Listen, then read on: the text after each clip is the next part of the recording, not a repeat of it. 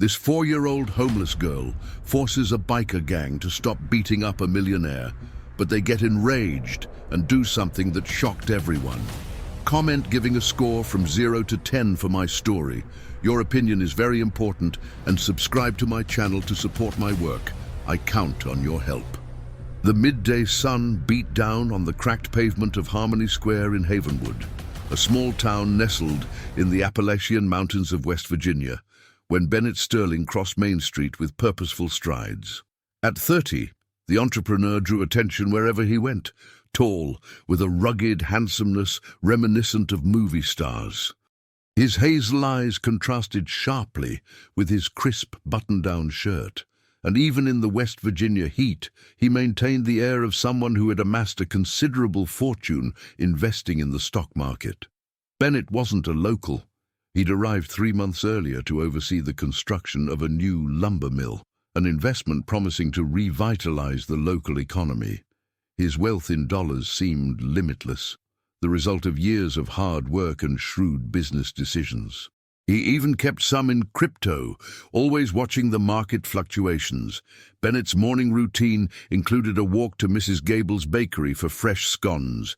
It was a habit he'd developed since arriving, perhaps an attempt to connect with the simplicity of small-town life his privileged childhood in Charleston had never offered.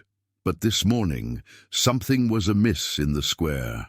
A group of 5 bikers surrounded the town's gazebo, their roaring machines shattering the usual tranquility. The leader, a burly man around 35 with tattoos snaking up his arms, gestured wildly as he shouted something Bennett couldn't make out from afar. Silas Pike was a known quantity in the area, an ex-con and the head of a small gang controlling the drug trade between neighboring towns. He had a reputation for settling disputes with his fists before words.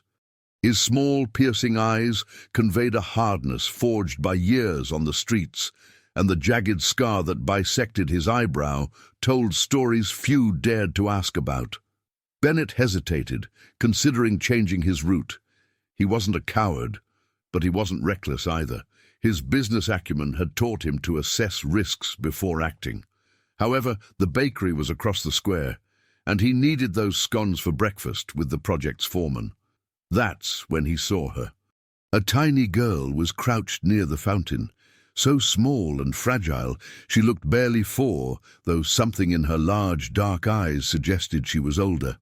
Willow, though Bennett didn't yet know her name, wore a filthy, tattered dress, far too big for her frail frame. Her brown hair was matted, and she clutched a piece of charcoal, drawing something on the paving stones. The girl seemed oblivious to the bikers, engrossed in her makeshift art. Bennett noticed she was drawing a house with large windows and a garden full of flowers. Even from a distance, he could see the care she took with each line, as if the drawing were her most precious treasure. Silas and his crew began moving through the square, clearly looking for someone. Bennett realized the leader's gaze was fixed on him, and a cruel smile spread across his scarred face. "Bennett Sterling!" Silas yelled, his voice echoing between the buildings. "Finally decided to show, huh? We got some unfinished business." The entrepreneur froze in the middle of the square, feeling a cold sweat trickle down his back despite the heat. He knew exactly why Silas was looking for him. 3 months before his arrival, his younger brother Harrison had racked up a considerable debt with the gang during a visit to Havenwood. Harrison had always been Bennett's opposite: impulsive, addicted to gambling, incapable of weighing consequences. When he died in a car accident 2 weeks later, he left behind only debts and problems. The bikers slowly advanced, forming a circle around Bennett. The square, which moments before had bustled with morning activity, was now eerily empty. It was as if the locals had a sixth sense for trouble. "Your brother owed us 50 grand, Silas said, stopping a few feet away. "Now that he's gone, the debt falls to you." "That's how it works." Bennett took a deep breath, trying to maintain the composure that had made him a successful businessman. "Silas, we can resolve this civilly. This doesn't have to be this way." "Civilly?" Silas scoffed, a humorless sound. 3 months waiting for you to show up, pal. 3 months sending messages, trying to set up a meet. You ignored me like I was trash. The truth was, Bennett had received the messages, but had chosen to ignore them, hoping the problem would simply disappear. It was his way of dealing with uncomfortable situations, avoiding them until they couldn't be avoided any longer. Now he realized he'd made a grave mistake. That's when everything changed. Willow dropped her piece of charcoal and stood up, her large eyes fixed on the unfolding scene. Something in the men's posture, in the tension in the air, must have triggered her survival instincts honed by life on the streets. Without warning, she ran towards the group, her bare feet slapping against the paving stones. "Stop hurting the nice man," she cried in her childish voice, throwing herself between Bennett and Silas with a courage that left everyone stunned. The silence that followed Willow's cry was deafening. The bikers stood frozen, staring at the tiny child who had emerged from nowhere to stand between them and the entrepreneur. Silas scowled, clearly bewildered by the unexpected intervention. "Get out of here, kid," he growled, but something in his voice had shifted. "This ain't your business." Willow didn't budge. She remained planted between Bennett and the men, her skinny arms outstretched as if she could protect the adult behind her. Her dark eyes shone with a determination that belied her fragile appearance. "He didn't do nothing wrong," she said, her voice trembling but firm. "I seen him buying bread for the birds in the square. A man who feeds birds can't be bad." Bennett felt something stir in his chest. The girl was referring to the times he actually bought extra scones at the bakery and scattered them in the square, a habit he'd developed without much thought. He'd never imagined anyone was watching. "Willow!" a raspy voice called from afar. "Come here, child." Everyone turned to see an elderly woman approaching with a limp, leaning on a makeshift cane fashioned from a tree branch. Agnes McTavish, 75, was known around town as the midwife who delivered half the local population into the world. Her white hair was pulled back in a loose bun, and her black dress, though clean, showed signs of wear. "Granny Agnes!" Willow ran into the old woman's arms, who wrapped her protectively. "What's going on here, Silas Pike?" Agnes said with surprising authority for someone her age. "Causing trouble in the square in front of the children?" Silas seemed to shrink slightly under her reprimand. "Mrs. McTavish, you don't understand. This man here—" "I understand perfectly well," she interrupted. "I understand you're terrorizing an innocent child and disturbing the peace of our town." Bennett watched the scene with growing fascination. There was something in the dynamic between these people that he didn't fully comprehend.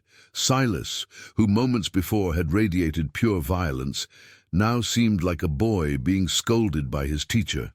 "Listen here, Silas," Agnes continued, her voice taking on a more severe tone.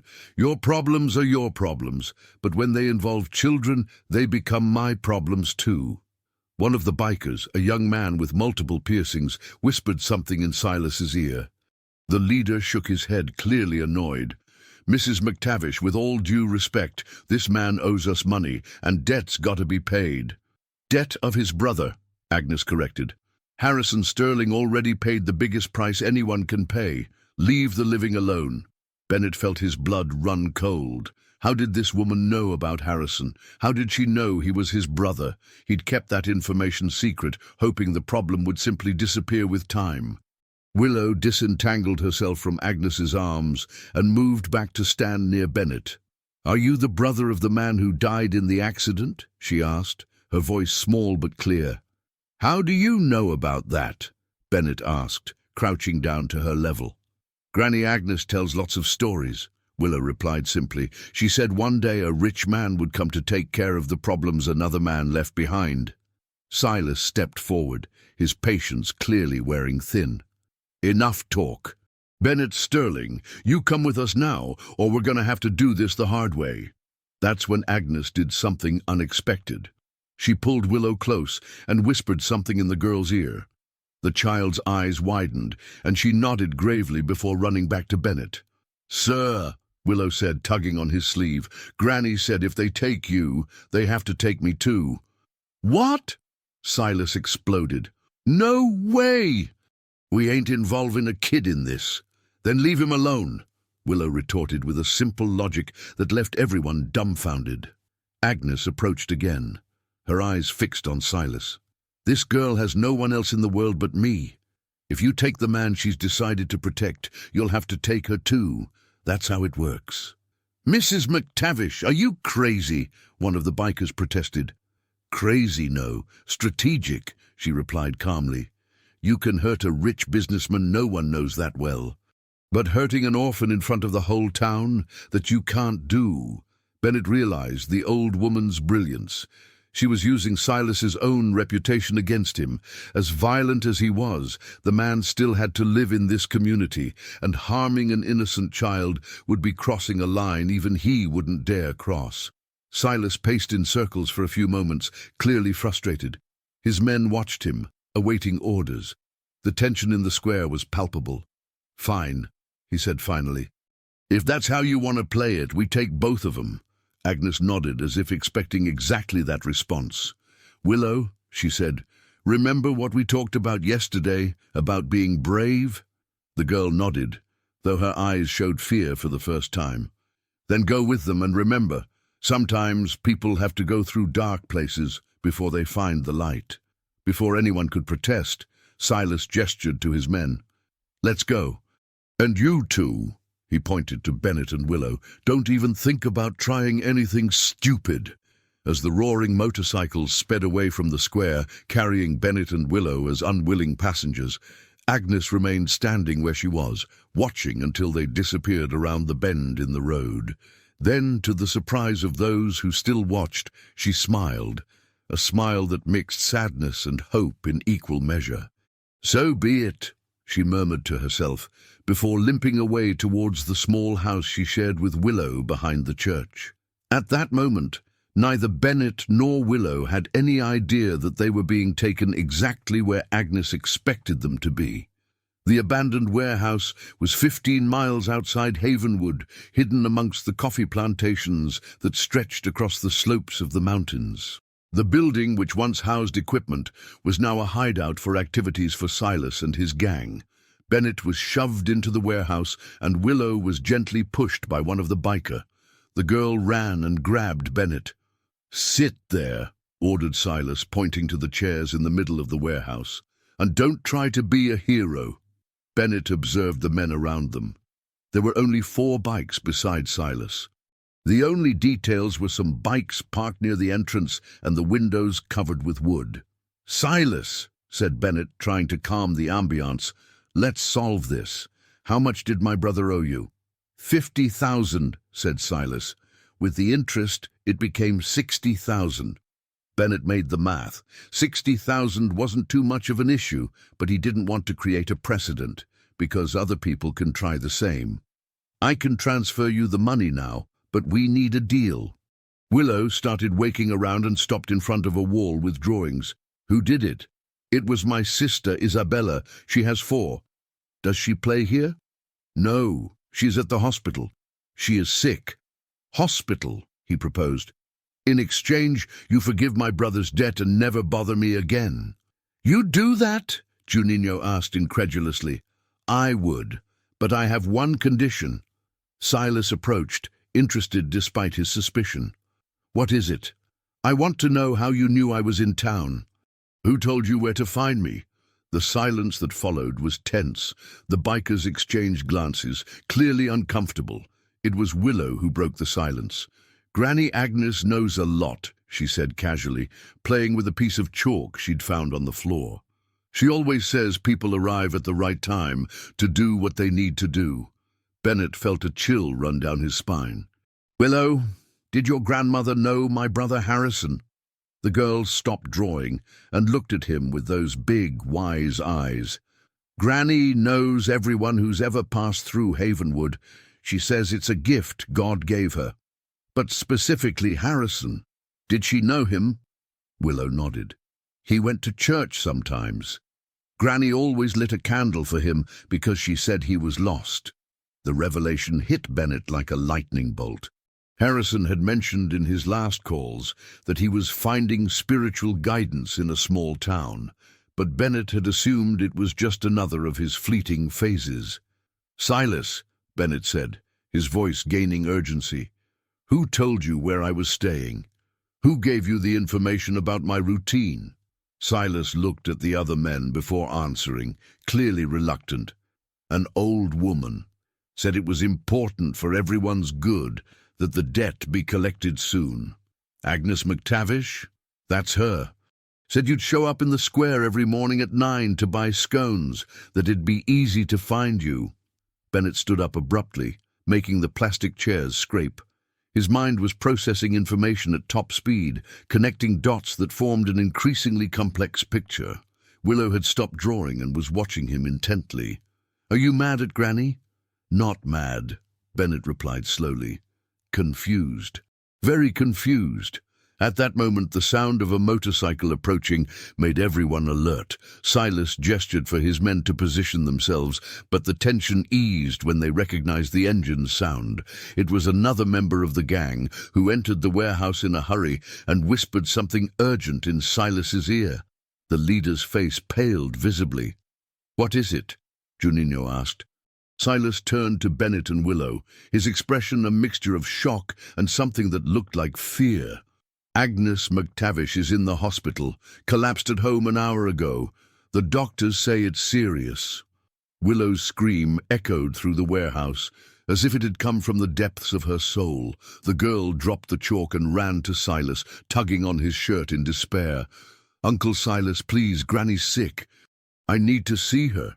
Silas looked at the child and then at Bennett, clearly torn between his criminal instincts and something more human that the situation had awakened in him.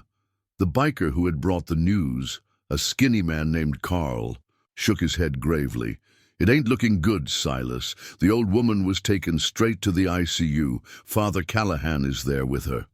Bennett stood up slowly. "Silas, whatever your plan is, it needs to change now. This girl has no one else in the world but that woman."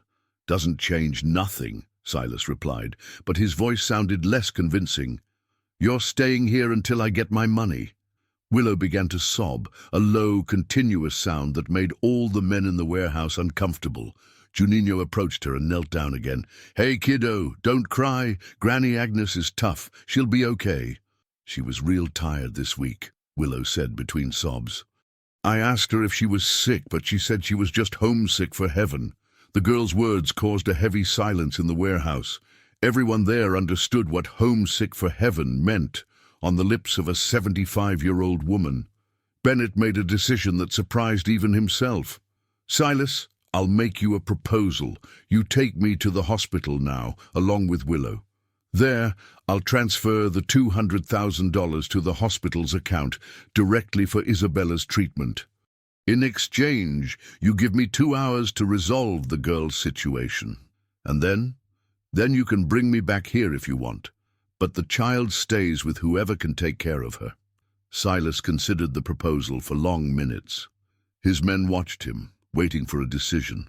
Carl whispered something in his ear, probably reminding him that having a crying child in the hideout wasn't exactly discreet. "Fine," Silas said finally, "but no tricks. You try anything and—" "I know," Bennett interrupted. "You have my word." The ride to the hospital was tense. Bennett rode pillion on Silas's bike, with Willow squeezed between them. The girl had stopped crying, but her small body trembled against Bennett's chest, whether from fear, the cold wind of the road, or worry for her grandmother. Havenwood General Hospital was a simple 2-story building, painted white with blue trim. Despite its small size, it had a reputation for providing good care to the local population. Bennett immediately noticed the unusual activity at the main entrance. Several people from the town were there, awaiting news about Agnes. "Granny Agnes!" Willow cried as soon as she got off the bike, running towards the hospital. A stout nurse intercepted her at the door. "Easy, honey.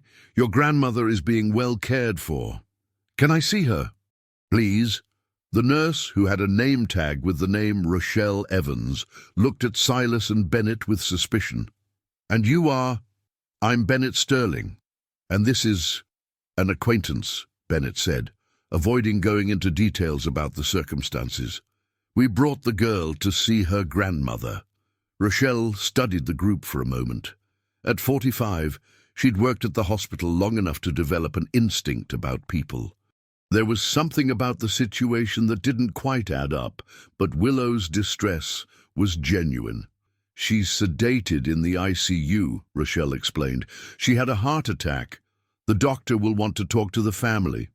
"Willow is the only family she has," Bennett said. "And you? What's your relationship with Mrs. McTavish?" Bennett hesitated. "It's complicated." At that moment, a familiar voice interrupted them. "Willow, I'm so glad you're here." Everyone turned to see a small girl with short hair approaching in a wheelchair, pushed by a young woman. It was Isabella, Juninho's sister, visibly weakened by treatment, but with a genuine smile on her face upon seeing Willow. "Isabella!" Willow ran to hug her friend. "What are you doing down here?" "I came for some tests. But where's Granny Agnes? She always comes with you." Willow's face saddened again. "She's sick. Real sick." Juninho, who had arrived moments later, stopped when he saw his sister talking to Willow. The connection between the two girls was obvious. There was a genuine friendship there, built during Willow's visits to the hospital. "Juninho!" Isabella waved to her brother. "Look who's here!" The young biker approached, visibly moved to see his sister out of her room for the first time in weeks. "How are you feeling, Isa?" "Better, doctor. Harrison said that if we can get the surgery done soon, I have a good chance of getting better." Bennett watched the interaction between the siblings and made another impulsive decision. He went to the hospital reception, where a young attendant greeted him with professional politeness. "I need to speak with the hospital administrator," he said. "It's about a payment for the treatment of patient Isabella." "Silva," Juninho completed, approaching. "Isabella Silva." The attendant consulted the computer. "I'll call Dr. Beaumont. He's the one who handles the administrative part." While they waited, Willow and Isabella chatted animatedly near the wheelchair. Rochelle watched everything with growing attention, clearly trying to understand the connections between that unusual group. "Nurse," Bennett said, approaching Rochelle, "can I ask about the condition of Agnes McTavish?" "Serious, but stable for now," she replied cautiously. "The doctor will want to know about medical history, medications she's taking, that kind of thing." Would Willow know that information? A 4-year-old? Unlikely. It was then that Silas spoke for the first time since arriving at the hospital. "Mrs. McTavish didn't have any relatives, just the girl." Rochelle studied him. "And you are?" "Someone who's known the family for a long time," Silas said evasively. "Doctor." Beaumont appeared a few minutes later, a middle-aged man, balding, with small glasses and an immaculate lab coat. Bennett introduced himself and explained his intention to pay for Isabella's treatment. "It's a complex surgery," the doctor explained. "We need to transfer the patient to Johns Hopkins in Baltimore.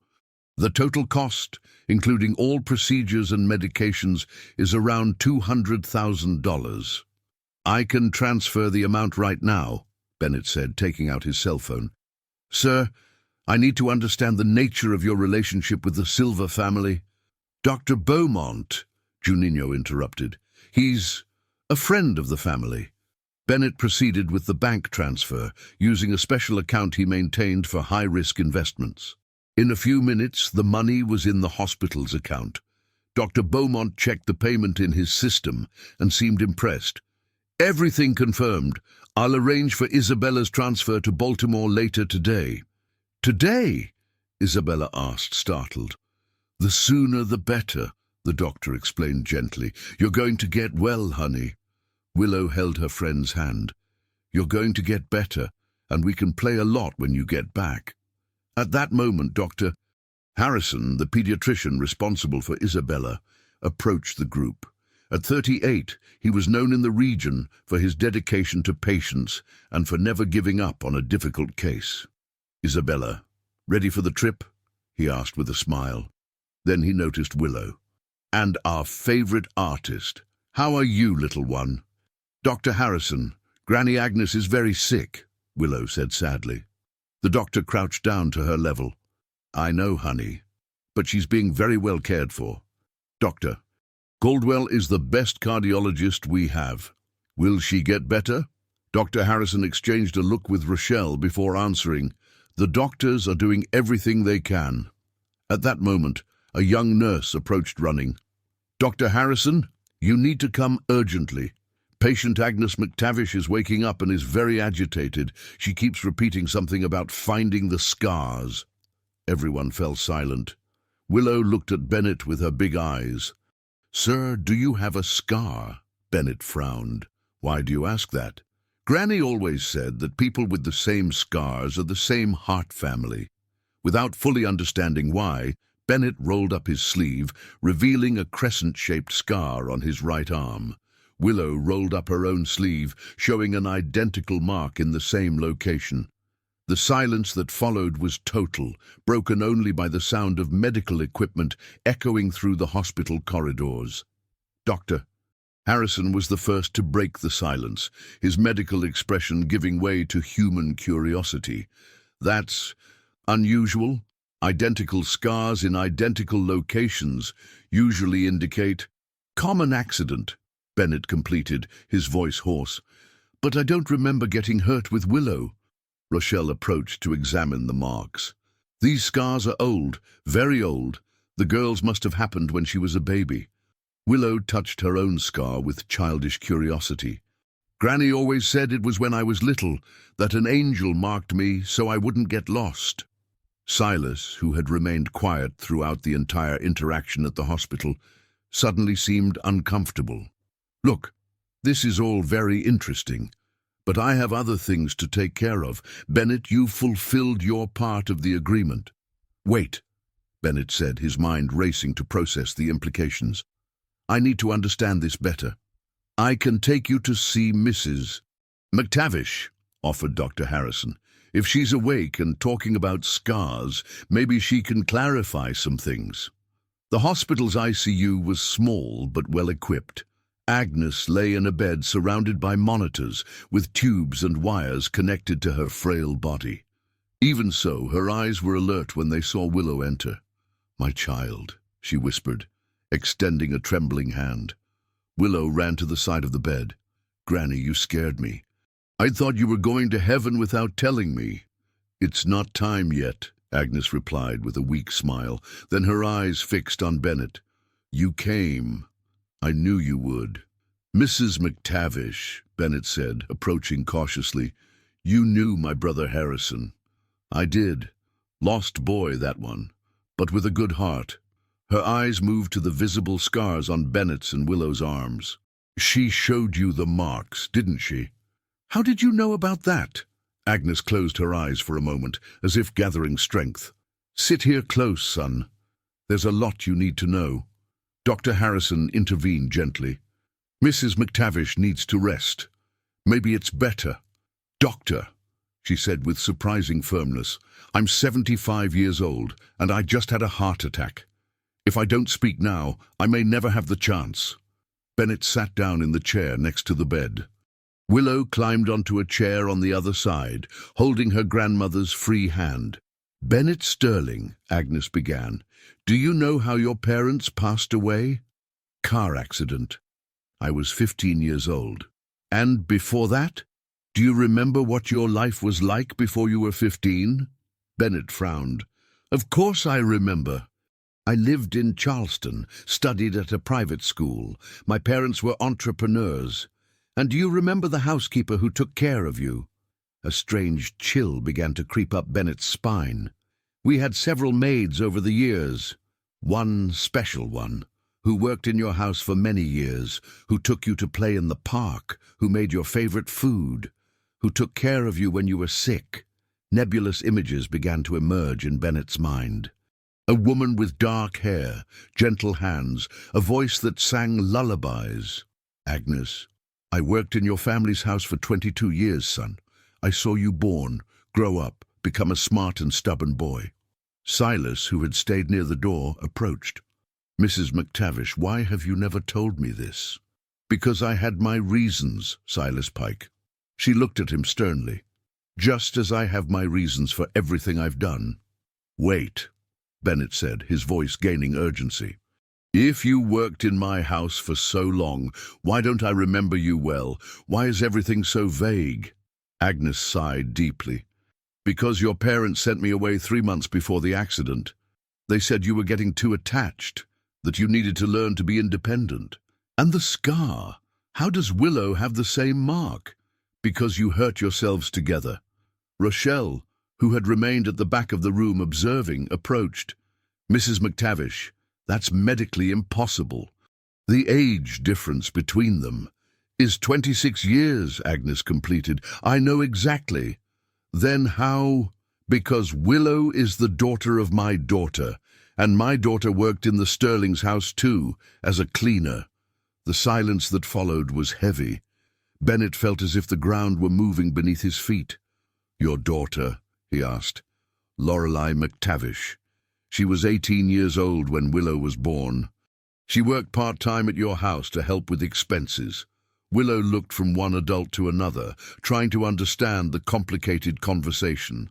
Granny, are you talking about my mom? I am. My flower. But how did they get hurt together? Dr. Harrison insisted. Agnes looked at Bennett with an expression that mixed sadness and something that looked like guilt. Do you remember the day you fell out of the tree in your backyard? More vivid images began to emerge in Bennett's mind. A summer afternoon, him trying to pick a mango on the highest branch, the branch breaking, the fall. Willow was just a baby, Agnes continued.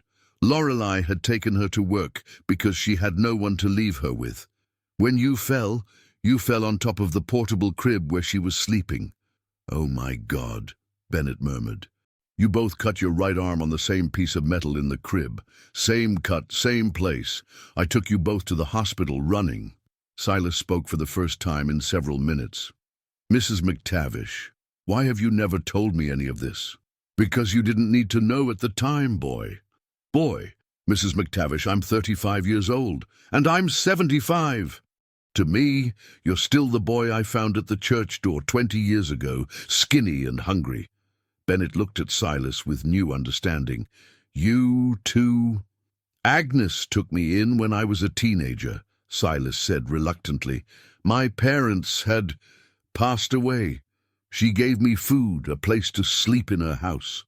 And then you chose the wrong path, Agnes reprimanded, even though I tried to show you better things. Life on the streets teaches different things, Granny Agnes, Silas finished, completing her thought. Willow, who had followed the conversation in silence, suddenly asked a question that surprised everyone. Granny, where's my mum now? Agnes's heart rate spiked on the monitors. Your mother had to go away when you were very little, my flower. Go away where? To a place far away. Very far away. Doctor. Harrison checked the monitors with concern. Mrs. McTavish, your blood pressure is rising. Maybe it's best to continue this conversation later. No, she said firmly. I need to tell everything today. Bennett leaned forward. Agnes, where's Lorelei? Where's Willow's mother? Lorelei passed away when Willow was 2 years old, Agnes said, tears streaming down her face. Work accident at a factory in Charleston. I brought the girl here to raise. Willow processed the information with the strange serenity of children. So, my mum is in heaven with Jesus. She is, my flower. And that's why you told me she was traveling. It was easier that way. At that moment, a nurse entered the room hurriedly. Dr. Harrison, sorry to interrupt, but there's an urgent call for Mr. Bennett Sterling. They say it's about a family emergency. Bennett looked around, confused. Family emergency? I don't have any family. The person said it's about documents left by Harrison Sterling, something about a debt much larger than you imagined. Silas and Bennett exchanged glances. Agnes's expression changed, showing a concern she had managed to hide until then. Answer it, she said urgently, and then come back here. There's a lot more you need to know about your brother and why he really came to Havenwood. Bennett answered the call with trembling hands, still processing Agnes's revelations. On the other end of the line, a female voice identified herself as Patricia Doyle, a lawyer from the firm that handled Harrison's legal affairs. "Mr. Sterling, we found important documents among your brother's personal belongings. Documents that were kept in a safe deposit box that we were only able to open today." "What kind of documents?" "Loan agreements, sir. Your brother didn't just owe 50 grand. The total amount of the debts we discovered reaches $500,000. Bennett felt the world spin around him. 500,000? That's impossible. "There's more, sir. One of the debts is with a loan sharking operation from Charleston. They've already contacted us. They're coming to Havenwood tomorrow to collect in person." Silas, who had overheard part of the conversation, paled. "Bennett, hang up the phone. Now." "Why?" "Because if it's who I'm thinking of, you're both in danger. Real danger." Bennett ended the call and turned to Silas. "Who are these loan sharks from Charleston?" "The Sutter brothers, Clyde and Rocco. They're not like us, Bennett. We're amateurs compared to them." Agnes, who had heard everything from the bed, closed her eyes as if she were praying. "I knew this day would come," she murmured. "Mrs. McTavish," Dr. Harrison said, "you need to calm down. Your blood pressure." "Doctor, my blood pressure is the least of our problems now." She looked directly at Bennett. "Harrison didn't incur those debts because of a gambling addiction." "What do you mean?" "He was being blackmailed." The silence in the ICU was total, broken only by the sound of the heart monitors. "Blackmailed by whom? Why?" Agnes took a deep breath, clearly gathering courage to continue. "Because of something he discovered about your parents' passing." Bennett sat down heavily on the chair. "What do my parents have to do with this?" "Harrison came here 3 months ago looking for me, said he had found documents in your old house, documents that suggested the accident wasn't accidental." "That's crazy." "He brought a folder full of papers.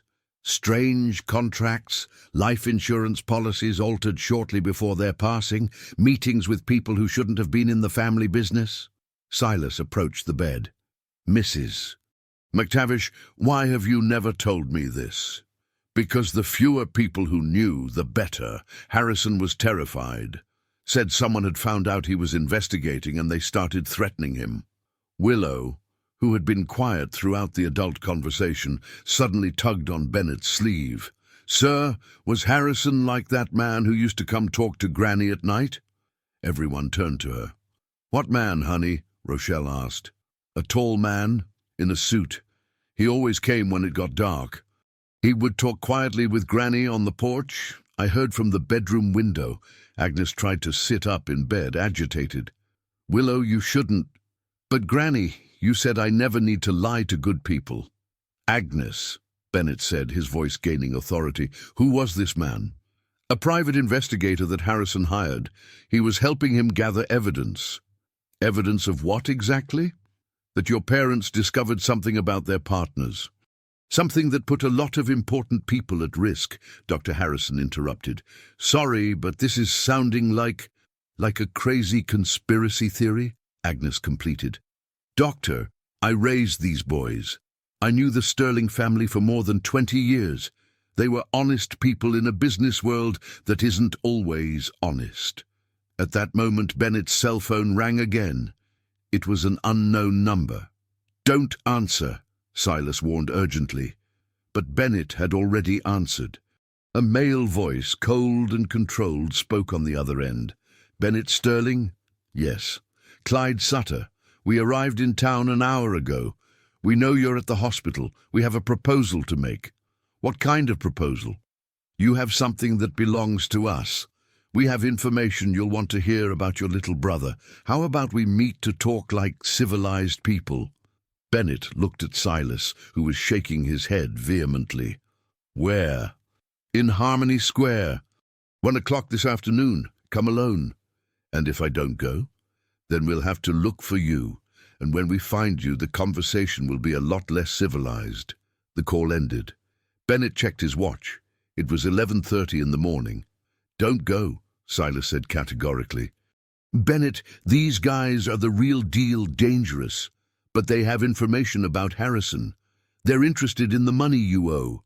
Agnes tried to sit up completely in bed, causing the monitors to alarm. Bennett, listen carefully to what I'm going to tell you. Harrison discovered that your parents were murdered because of a large amount of money they refused to invest in an illegal scheme. What scheme? Money laundering through construction companies. Your parents found out and threatened to report it. That's why they were silenced. And Harrison proved this. He was close, very close. But someone found out and started threatening him. The loan sharks were part of the scheme. The debts were a way to control him. Dr. Harrison checked the monitors with growing concern. Mrs. McTavish, you need to calm down immediately, or I'm going to have to sedate you. Doctor, if you sedate me now, these boys may not survive what's coming. Rochelle approached the bed. Mrs. McTavish, where are those documents that Harrison brought? Hidden, in a safe place. Where? Bennett asked urgently. At the church. Father Callahan knows. Willow clapped her hands. I know where. Granny showed me the special hiding place behind the altar. Willow! Agnes scolded. It was a secret. But Granny, you said secrets are for protecting people. If we tell, we'll protect Mr. Bennett. Silas looked out the ICU window. Bennett, there's strange activity downstairs. Cars that aren't from around here. Bennett went to the window and saw two men in dark suits standing near the hospital entrance, clearly observing who was entering and leaving. They're already here, he said. Is there a back exit? Silas asked Rochelle. There is, but you can't leave here like this. If you're really being looked for, Dr. Harrison interrupted. I can help. There's an underground tunnel that connects the hospital to the church. It was built 50 years ago when the hospital was smaller. Hardly anyone knows it exists. How do you know? Rochelle asked, surprised. My father worked on the construction. He showed me when I was a kid. Agnes smiled weakly. Doctor, Harrison, was your father Walter Harrison? He was. Good man, he kept the secret well all these years. Bennett made a decision. Silas, can you take Willow through the tunnel to the church and get the documents from the priest? And you?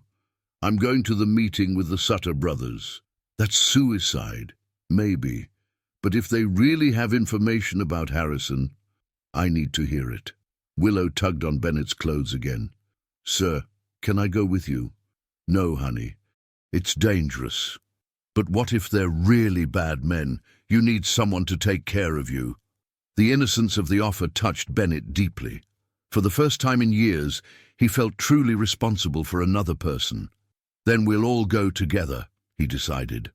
Rochelle guided them through service corridors that few employees knew about. The hospital, which seemed small from the outside, revealed itself to be a maze of internal passages built over decades of renovations and expansions. This way, she whispered, opening a heavy door that led to a narrow staircase. The basement is 2 floors down. As they descended, Silas carrying Willow on his back so she could keep up, Bennett couldn't stop thinking about Agnes's revelations.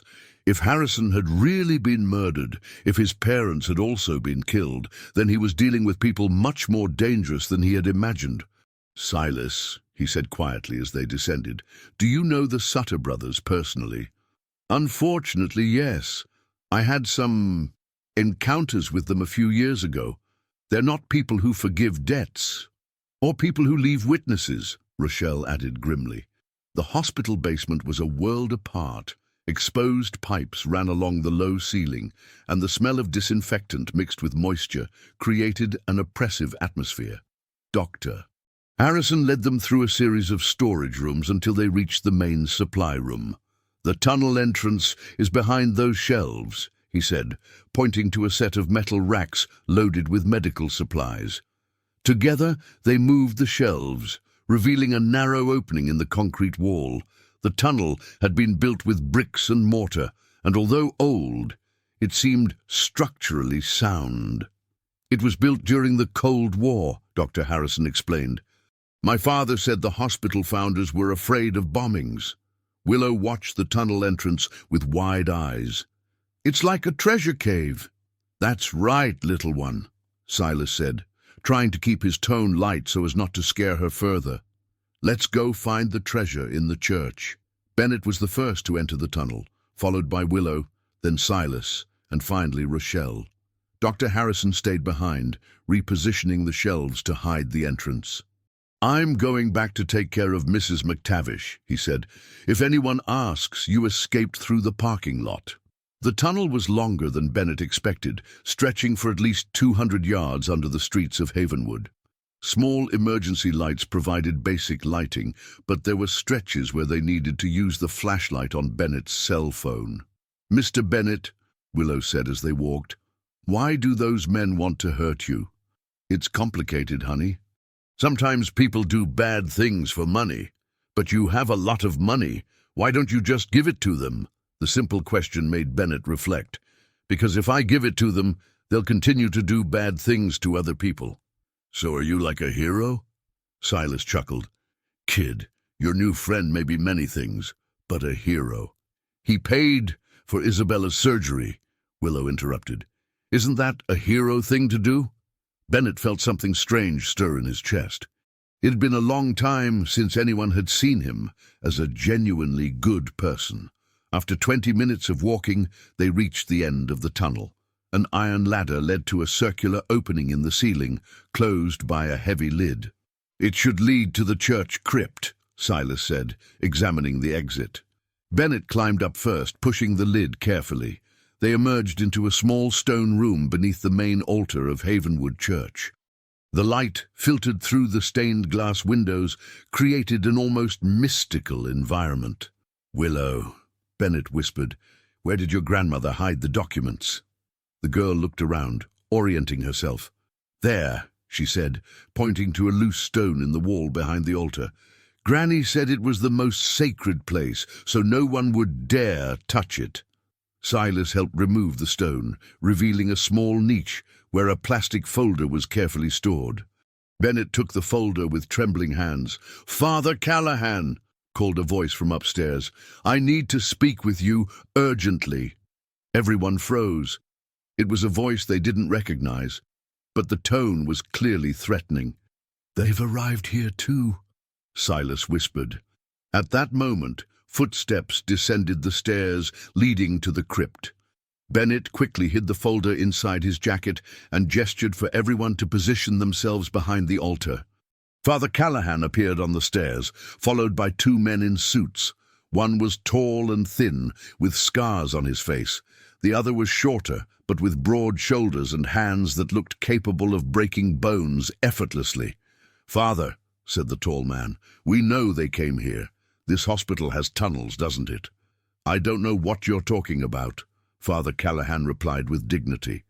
"This is a house of God. I demand you leave immediately."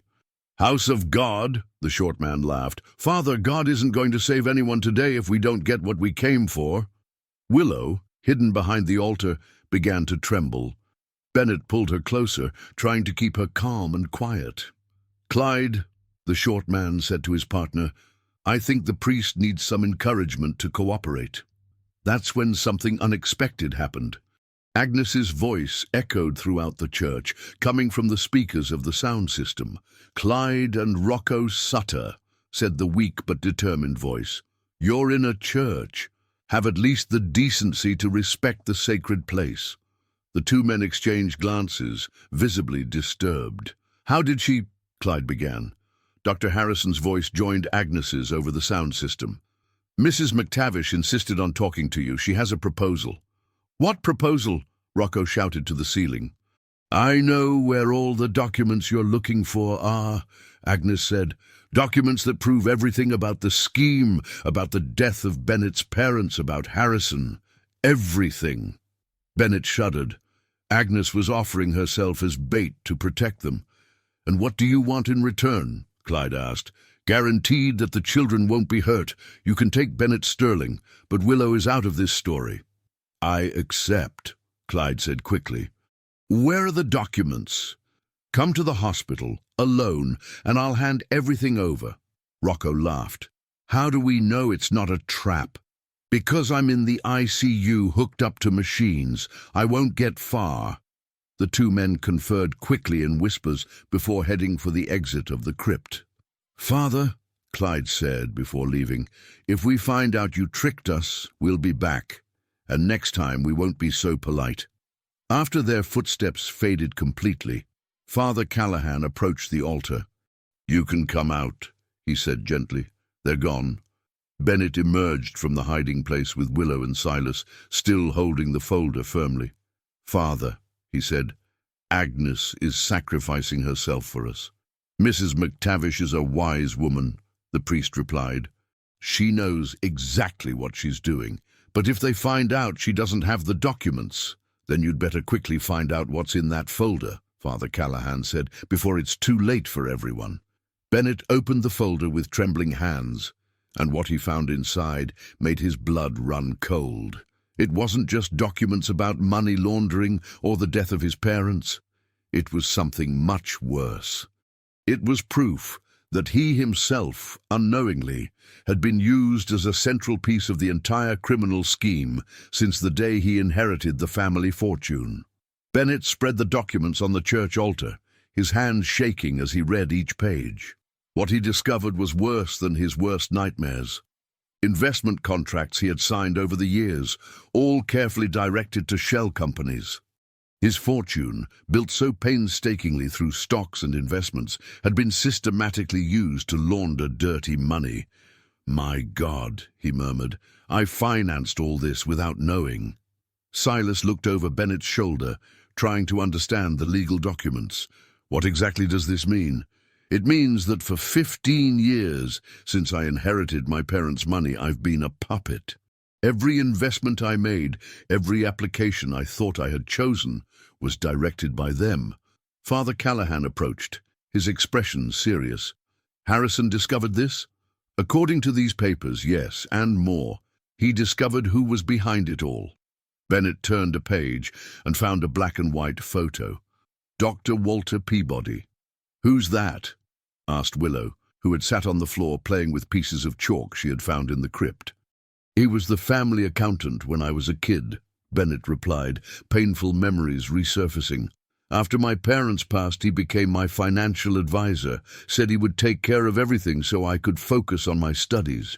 "And you trusted him," Silas said, not as a question, but as a statement. "Completely. He guided me in every important decision of the last 15 years. Bennett continued flipping through the documents and found something that made him stop breathing.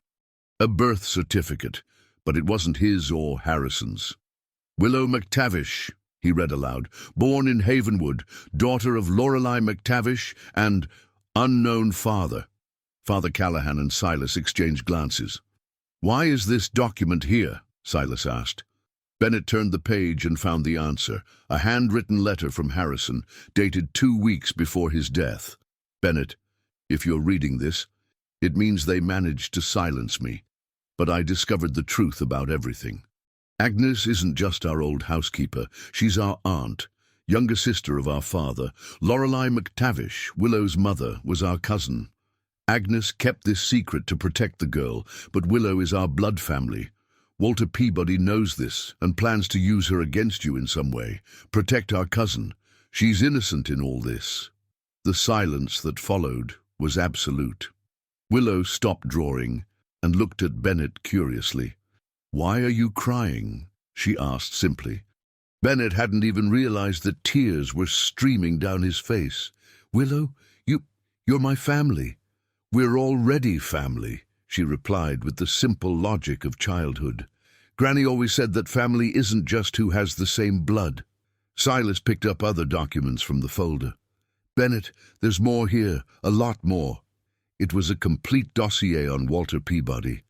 The man had built a financial empire using the money of wealthy orphans. Bennett wasn't the only one. There were at least a dozen other cases similar to his over the years. "He chooses children who lose their parents young," Silas read aloud, "offers to be the financial guardian, gains their trust, and then uses their assets for money laundering schemes. And when they find out," Father Callahan asked. "Convenient accidents?" Bennett replied bitterly, like what happened to my parents and to Harrison. At that moment, Bennett's cell phone rang. It was Dr. Harrison. "Bennett, where are you?" "At the church." "Why?" "Agnes is deteriorating rapidly. The Sutter brothers came here, but when they found out she didn't have the documents, they were furious." "Did they hurt her?"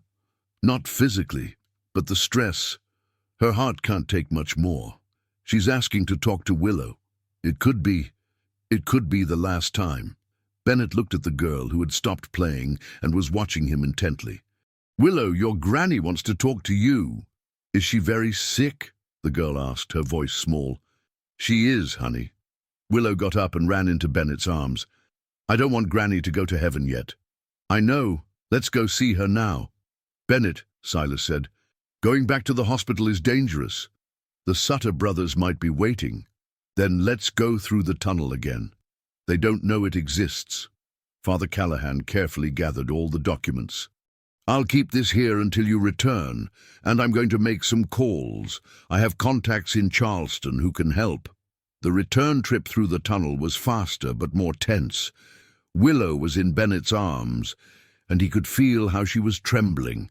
It wasn't just fear, it was a child's intuition that she was about to lose the only person she really knew as family. When they arrived at the hospital, Dr. Harrison was waiting for them in the basement. "How is she?" Bennett asked immediately. "Weak, very weak, but lucid. She wants to talk to Willow first, then to you." The ICU was quiet when they entered. Agnes was even paler, but her eyes lit up when she saw Willow. "My little flower," she whispered. Willow approached the bed and held her grandmother's hand. "Granny, I found out that Mr. Bennett is our family. Did you now? He's our cousin. Does that mean he'll take care of me when you go visit Jesus?" Agnes looked at Bennett over Willow's head. "It does, my dear. He promised. And am I going to live in a pretty house?" "You are, with a garden full of yellow flowers like the ones you draw." Willow smiled, but then her face turned serious. "Granny, does it hurt?" "No, my flower. It doesn't hurt at all." "Then why are you sad?" Agnes took a deep breath. "Because I'm going to miss you. But I know you're going to be a very happy girl. Can I draw birds for you to take to heaven?" "Of course you can." Willow took a piece of paper and began to draw with a pencil that Dr. Harrison offered her. While she concentrated on the drawing, Agnes gestured for Bennett to approach. "There's something I haven't told you," she whispered. "What is it?" "Walter Peabody doesn't know that you discovered the truth. That's your advantage." "What do you mean?" "He's going to come after you, thinking he can continue to control your finances. When he comes, you have to be prepared." "Prepared how?" "With help. Silas isn't the only one you saved today by paying for that treatment." Bennett frowned. "What do you mean?" "Isabella's family has connections. Her father works in the district attorney's office in Charleston." "Silas never mentioned—" "Because he doesn't know. Juninho is adopted. But when they find out you saved their daughter—" At that moment, Willow finished her drawing and showed it to Agnes. It was a yellow house with a flowered garden and 4 figures holding hands in front, an elderly woman with angel wings, a tall man, a younger woman, and a little girl. "Who's that woman?" Agnes asked, pointing to the 3rd figure. "That's the mommy I'm going to have. Every family needs a mommy, right?" Agnes looked at Bennett with a weak smile. "The girl is right. Every family needs a mother. Agnes, Rochelle is a good woman, and she's already fallen in love with Willow." Bennett looked at the nurse, who had remained discreetly at the back of the room, but watching everything with maternal attention. "Agnes, I can't ask a person." "You're not asking. You're accepting what fate is offering."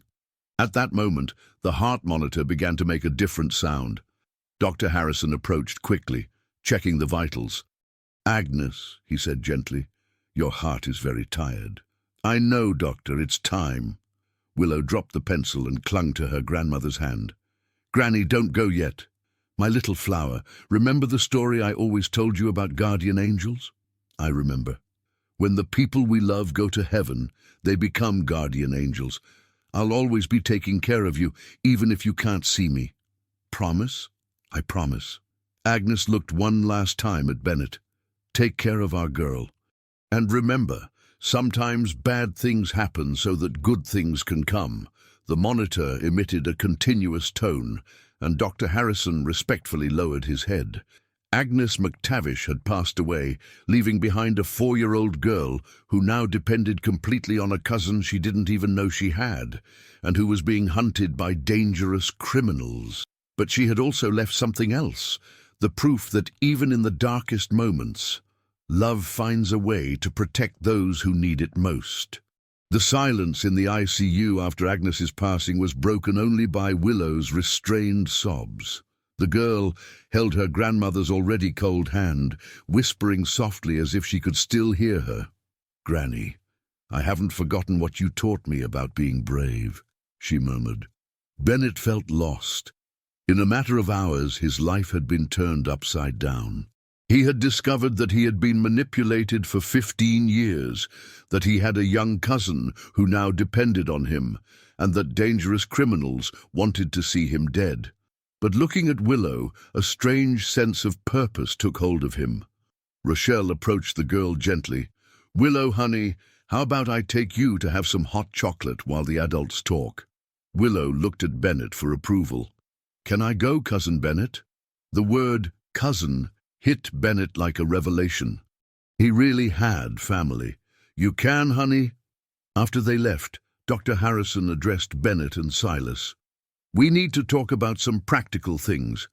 Mrs. McTavish's death will generate paperwork, and you're both still wanted men." "Dr. Harrison," Bennett said, "Mrs. McTavish mentioned something about Isabella's father working in the district attorney's office." "Ah, yes. Attorney Anthony Silva. He and his wife adopted Juninho when he was 8 years old. Juninho uses their last name, but maintains contact with his biological sister." Silas was surprised. "Juninho never told me that. Probably to protect his adoptive family. You know how it is, when someone gets involved with certain activities." At that moment, Silas's cell phone rang. It was Juninho. "Silas, where are you? The Sutter brothers are looking all over town. They're offering money for information." "We're safe for now." "How's Isabella?" "She's already being transferred to Johns Hopkins. Silas, the doctor said she has a real chance of recovery." "That's good, brother." "There's something strange, Silas. My adoptive parents arrived here at the hospital. They said they received a call about Isabella's surgery. They want to meet the man who paid for everything." Silas looked at Bennett. "Juninho, this could complicate things." "Actually, it could help. My dad, he's a prosecutor. He said if someone is threatening a good Samaritan, he'll want to know why." Bennett gestured for Silas to pass the phone to him. "Juninho, this is Bennett. Can you bring your father here without drawing attention?" "I can try. He's really curious, but it has to be discreet." "Agreed. Meet at the hospital chapel in an hour." While they waited, Bennett and Silas organized the next steps. The documents Harrison had gathered were explosive, but they needed someone with legal authority to act on them. "Bennett," Silas said, "I want you to know that regardless of what happens, I'm going to protect you and the girl." "Why? You don't even know me." "Because Mrs. McTavish taught me that family isn't just blood. And because you saved my sister without even knowing me." An hour later, the hospital chapel was silent when a middle-aged man, gray-haired and with a serious demeanor, entered accompanied by Juninho. Attorney Anthony Silva had the appearance of someone accustomed to dealing with serious situations. "So you're the man who saved my daughter," he said, extending his hand to Bennett. "I just did what was right. In times like these, doing what is right is very rare." The prosecutor sat down on one of the pews in the chapel. "Juninho has told me some things. It seems you're in serious trouble." Bennett quickly summarized the entire situation. Harrison's documents, Walter Peabody's scheme, the Sutter brothers, and now his responsibility for Willow. "Can I see these documents?" the prosecutor asked. They're stored in the main church. Father Callahan has them. I'll get them.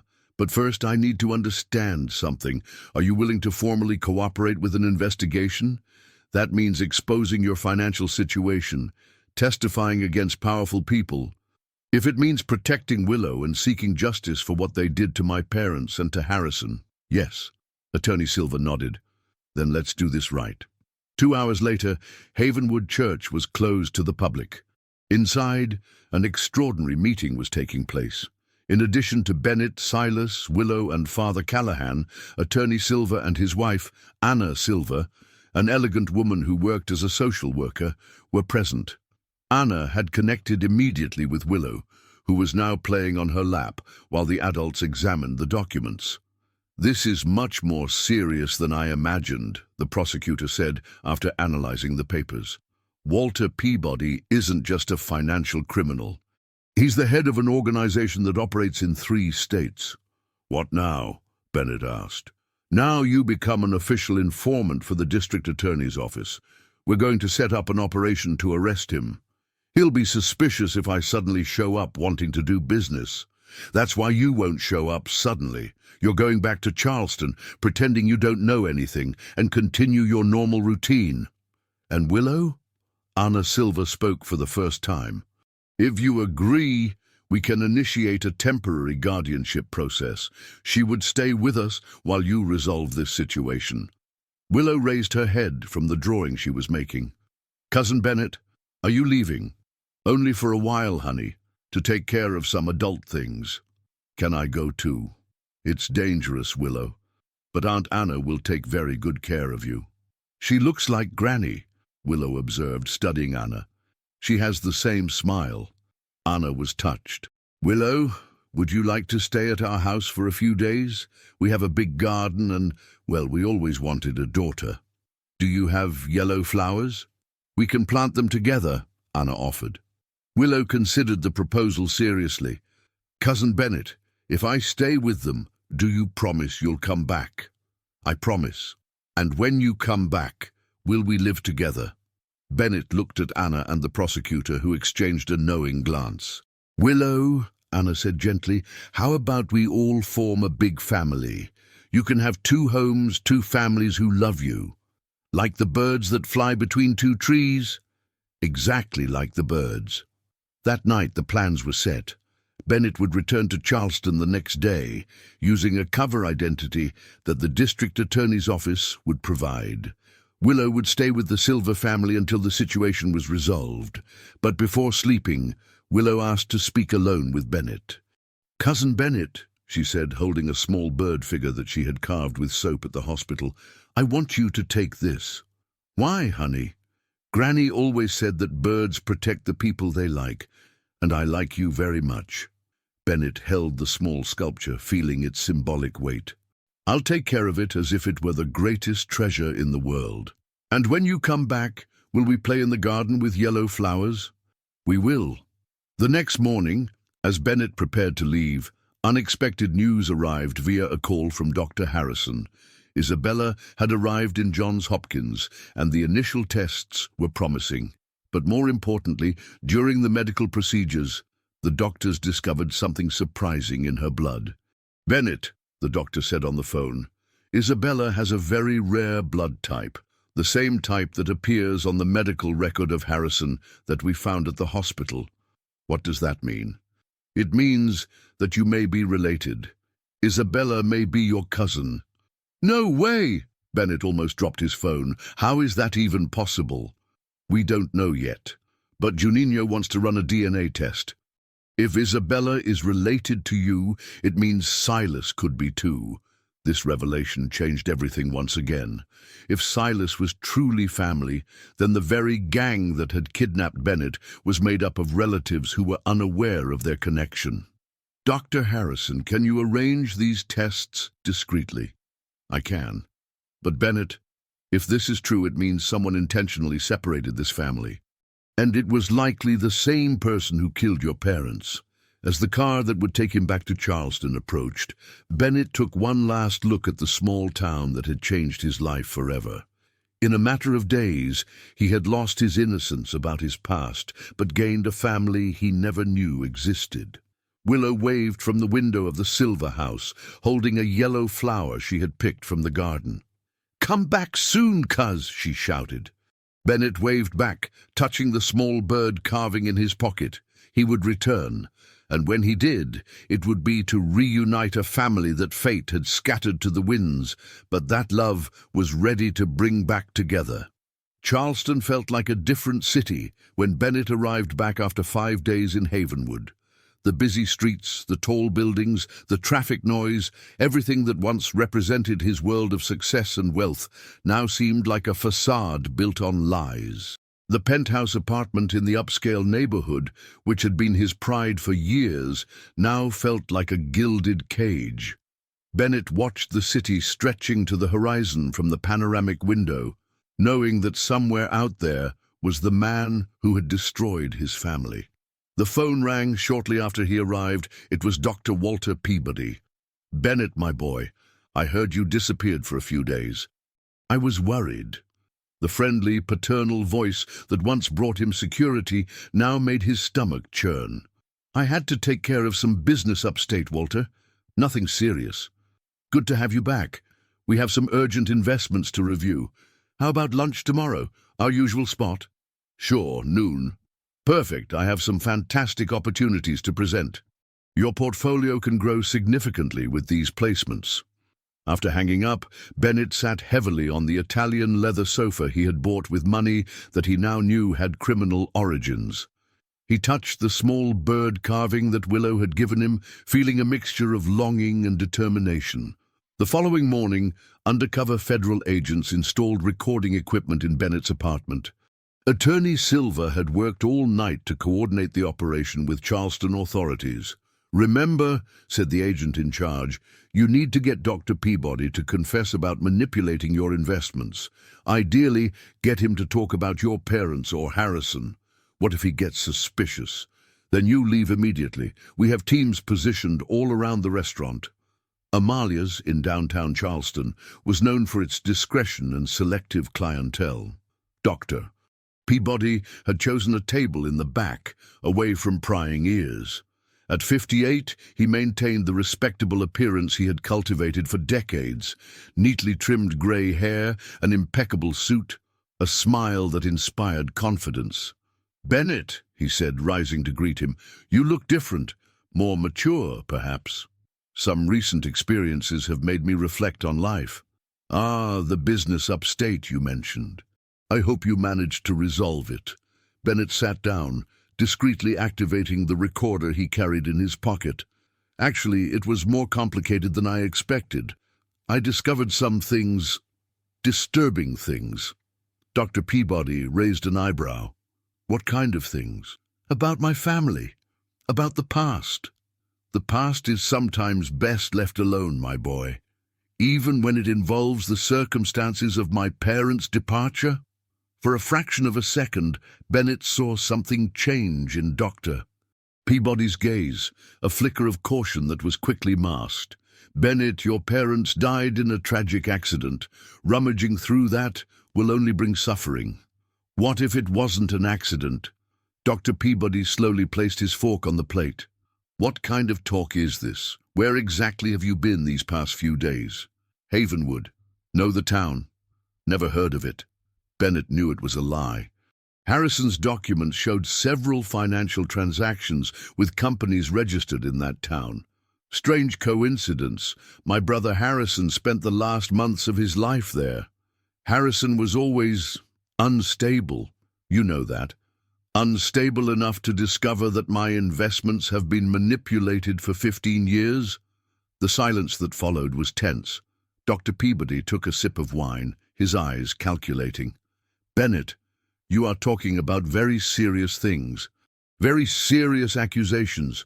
They're not accusations, they're facts." "What facts?" Bennett took a deep breath. It was the decisive moment. "The documents Harrison left behind, contracts, transfers, the entire structure of the scheme." Dr. Peabody laughed, but the sound had no humor. "My boy, Harrison was addicted to gambling and paranoid. What kind of credibility do you think these so-called documents have? The same credibility as the birth certificates he found. Birth certificates? Showing the family connections you tried so hard to hide. Dr. Peabody leaned forward. Bennett, I think you need professional help. These fantasies... Granny Agnes died yesterday, Bennett interrupted. Did you know her? Dr. Peabody's face lost all color. Never heard the name. Strange. Because she used to work at my parents' house, and because she kept documents that prove your involvement in their murder. Dr. Peabody stood up abruptly. This conversation is over. Sit down, Walter. The voice didn't come from Bennett, but from a man who had approached the table. It was Attorney Silver, accompanied by 2 federal agents. Attorney Anthony Silver, District Attorney's Office. Dr. Walter Peabody, you are under arrest for racketeering, money laundering, and double homicide. This is absurd. You can't prove anything. Actually, we can. The attorney showed a tablet with the recordings they had just captured. In addition to the documents Harrison gathered, we have your confession from 5 minutes ago. What confession? I didn't confess to anything. You confirmed knowing Harrison's documents, confirmed knowing about the family connections you tried to hide, and didn't deny the murder of Bennett's parents when confronted directly. Dr. Peabody looked around, realizing that other agents had discreetly surrounded the restaurant. You don't understand who you're dealing with. We understand perfectly, said the attorney. That's why we prepared this operation a week ago. As Dr. Peabody was being handcuffed, he looked at Bennett with pure hatred. You don't know what you've just done, kid. There are much more powerful people involved in this. Like the Sutter brothers, Dr. Peabody laughed bitterly. The Sutters are amateurs, pawns in a much bigger game. What game? You'll find out soon enough, and when you do, you'll wish you had stayed quiet. After Dr. Peabody was taken away, Bennett remained seated in the restaurant, processing what had happened. 15 years of manipulation had come to an end, but Dr. Peabody's final words left him uneasy. The attorney sat down beside him. You did well, Bennett. Justice is being served. He said there are more powerful people involved. There always are. But that's how we start. Catching one fish at a time until we get to the shark. Bennett's phone rang. It was Silas. Bennett, where are you? Charleston. Why? Has something happened to Willow? Willow's fine. But the DNA test results are in. And Isabella is your cousin, Willow's sister on her mother's side. Bennett felt the ground move beneath his feet. How is that possible? It means that Lorelei, Willow's mother, had 2 daughters. Isabella was given up for adoption when she was a baby. And Silas? That's the problem. Silas isn't a blood relative of Isabella. He found her on the streets when she was 2 years old and raised her as his sister.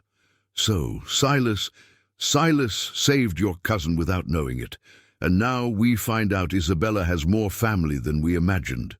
At that moment, another phone rang. It was the attorney's cell phone. Silver speaking. What? When? I understand. The attorney hung up with a worried expression. Bennett, we have a problem. Dr. Walter Peabody was killed on the way to the station. How? Ambush. Professional shooters. Whoever is behind this didn't want him to talk. Bennett felt a chill down his spine. It means you're still in danger, and we have to protect your family. At that exact moment, Bennett's phone rang again. It was Anna Silver, and her voice was tense. Bennett, you need to get here immediately. What happened? Willow has disappeared. She was playing in the garden an hour ago. When I went to call her for a snack, she was gone. Did you search the neighborhood? Bennett, we found a note. If you want the girl back, bring all the documents to the address we'll send you. You have 6 hours. The line went dead, leaving Bennett with the sound of his own heart pounding in his ears. Willow had been kidnapped, Dr. Peabody was dead, and he still didn't know who really controlled everything. But now he was sure of one thing. The war was just beginning. The trip back to Havenwood was the longest of Bennett's life. With each mile, his anxiety grew, thinking about Willow in the hands of strangers. Attorney Silver had insisted on accompanying him, along with a discreet team of federal agents.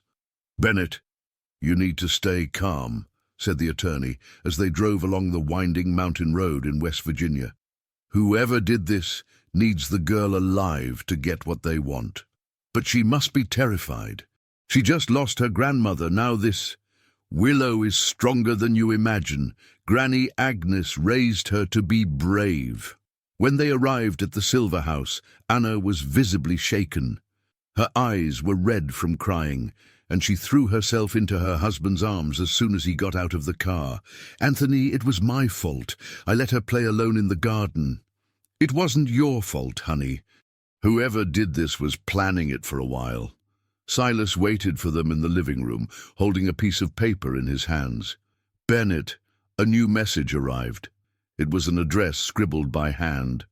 "Santa Rita Farm, Road to Caxambu, Kilometer 15. Come alone at 8 p.m. Bring all the original documents. Any sign of police or agents, the girl pays." Bennett checked the time. It was 6:30 in the afternoon. "I know this farm," said Silas. "It's an abandoned property that's been empty for years. Perfect place for an ambush." "We're not going alone," decided Attorney Silver. "It's obviously a trap. But what if they hurt Willow?" "Bennett, think clearly. If we hand over the documents, what guarantee do we have that she'll be released? And what's stopping them from killing us all afterward?" At that moment, the house phone rang. Anna answered it, and her expression changed instantly. "It's for you, Bennett." A child's voice. Bennett ran to the phone. "Hello? Cousin Bennett?" It was Willow, her voice small but trying to sound brave. "Willow, are you okay? Did they hurt you?" "No, I'm okay. There's a lady here who's taking care of me. She made oatmeal just like Granny used to make." "A lady? What does she look like?" "Old white hair, really old. She said she knew you when you were little."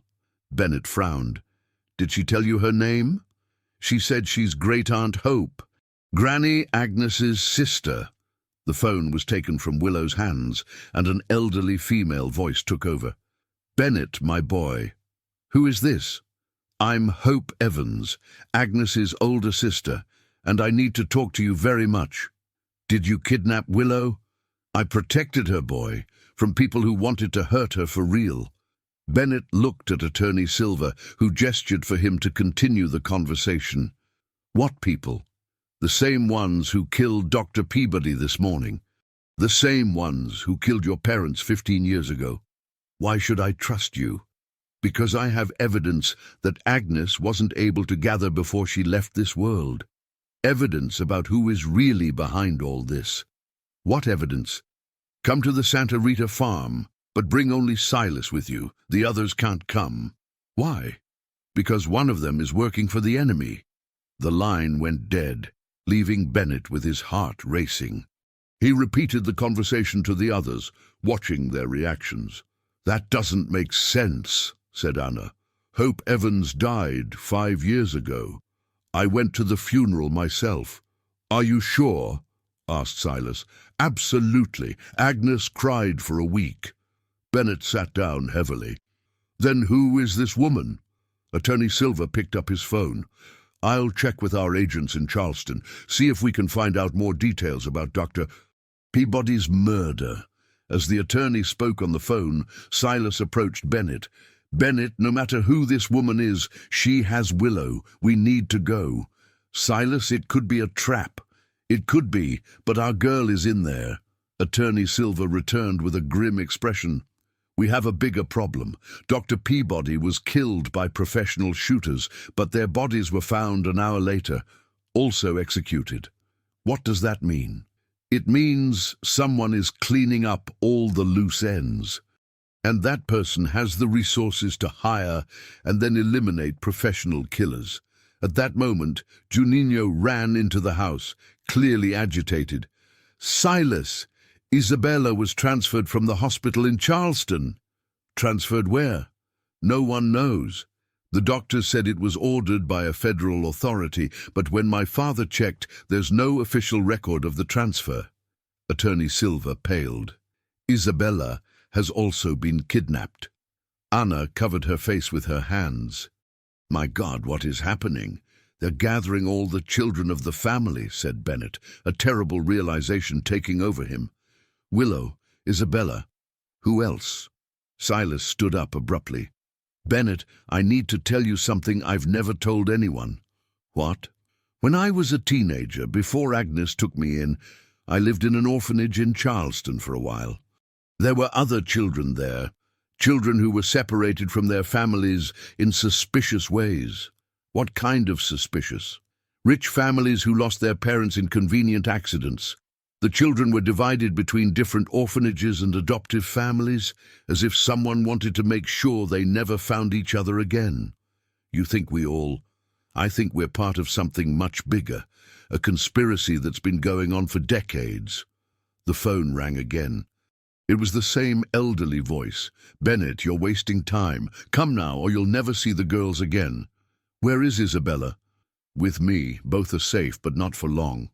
Why should I trust you? Because I'm the only person alive who knows the whole truth about Operation Orphan. Operation Orphan? The secret program that separated dozens of wealthy families over 30 years, killing the parents and scattering the children to control their inheritances. Bennett felt the world spin. How many families? 27. You're the last survivors who haven't been eliminated yet. The line was cut again. Bennett looked at Silas, then at Attorney Silva. I need to go. Bennett, this is obviously an elaborate trap, argued the attorney. But what if it's true? What if this Operation Orphan really exists? Then we're dealing with something much bigger than a money laundering scheme. Silas grabbed the keys to his motorcycle. I'm going with you. Silas, you don't have to. Bennett, for years I thought I had no family. Now I find out I might have more family than I ever imagined. I'm not going to let anyone hurt them. Anna approached them. Anthony, let them go, but follow them half an hour later. Anna, those girls need help. And if there really is someone cleaning up loose ends, you might also be in danger here. Attorney Silva nodded reluctantly. Half an hour, and if we don't hear from you by midnight, we're calling in reinforcements. As Bennett and Silas prepared to leave, Anna handed Bennett a small object. It was Willow's. She forgot it when we ran out this morning. It was a drawing that the girl had made at their house, a large family with many people holding hands, surrounded by colorful birds. In the corner, with her childish handwriting, was written, "My family that my heart chose." We'll bring her back, promised Bennett. And we'll find out the truth about this Operation Orphan thing, added Silas. As the motorcycles disappeared down the winding road, Anna turned to her husband. Anthony, there's something I've never told you about my childhood. What is it? I was also adopted. And I also lost my biological parents in a strange accident when I was 8 years old. Attorney Silva looked at his wife with an expression of growing shock, realizing that the conspiracy they were uncovering might be even broader and more personal than any of them had imagined. The Santa Rita farm emerged from the darkness like a ghost from the past. The colonial mansion, which had once been a symbol of prosperity, now showed signs of neglect. Broken windows, peeling paint, weeds growing between the stones of the courtyard. Only a faint light shone from a ground-floor window. Bennett and Silas stopped their motorcycles 100 yards from the main entrance, observing the grounds. The full moon illuminated the landscape sufficiently to reveal that there were no other vehicles visible. It seems too deserted, Silas murmured, or it's a very well-prepared trap. They walked cautiously along the dirt road, alert to any movement. The silence was broken only by the sound of crickets and the wind in the ancient trees surrounding the property. The front door was ajar. Bennett touched the small bird carving in his pocket, his protection talisman given by Willow, and pushed the door open slowly.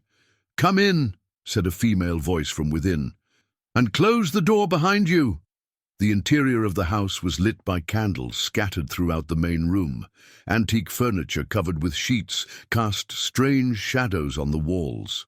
And there, sitting in a worn leather armchair, was a woman of approximately 80 years.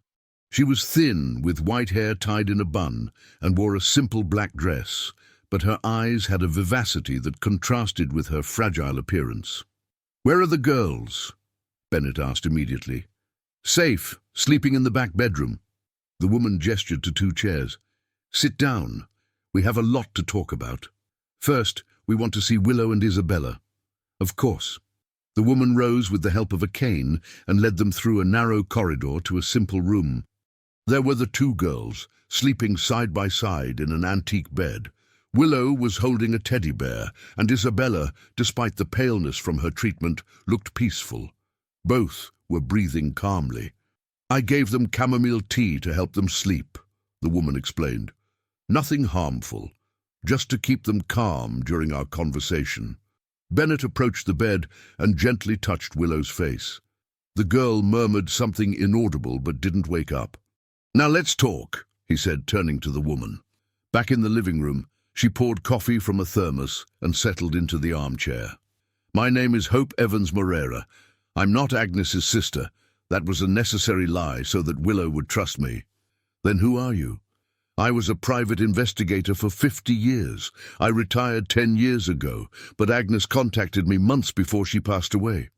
She knew she was sick and needed someone to protect Willow when the time came." Silas leaned forward. "Protect them from whom?" "From the Orphan Syndicate, an organization that has been operating for over 30 years, eliminating specific wealthy families and taking control of their fortunes through their orphaned children." "How does that work?" Hope opened an old briefcase and spread documents on the coffee table. "They identify families with significant assets and only children or few heirs. They cause accidents that eliminate the parents, but spare the children. Then, through planted guardians or targeted adoptions, they control the education and financial decisions of these children until they reach adulthood. And then they maintain control through financial consultants, as Dr. Peabody did with you, Bennett. Or they eliminate the heirs who become problematic." Bennett studied the documents. There were photos, death certificates, financial records, all meticulously organized. "How many families have been affected?" 27 confirmed. Total assets controlled, approximately $3 billion. "And the children who survived?" "Most never discovered the truth. They lived their lives believing they were fortunate to have generous guardians or loving adoptive families. Others, like you, discovered the manipulation and were eliminated." Silas picked up a photo, showing several children in an orphanage. "I recognize this place. It's where I lived for 2 years. St. Joseph's Orphanage in Charleston.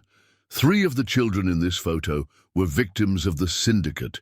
"Which ones?" Hope pointed. "You, who managed to escape when Agnes took you in.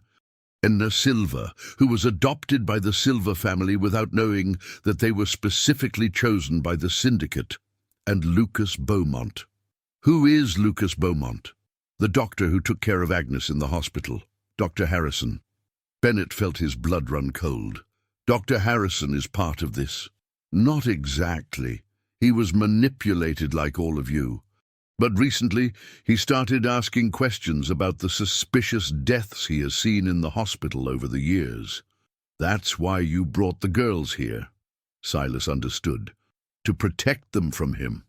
"No, to protect them from whoever is using him." At that moment, the sound of approaching cars interrupted the conversation. Hope rose quickly. "They arrived sooner than I expected." "Who arrived?" "The syndicate.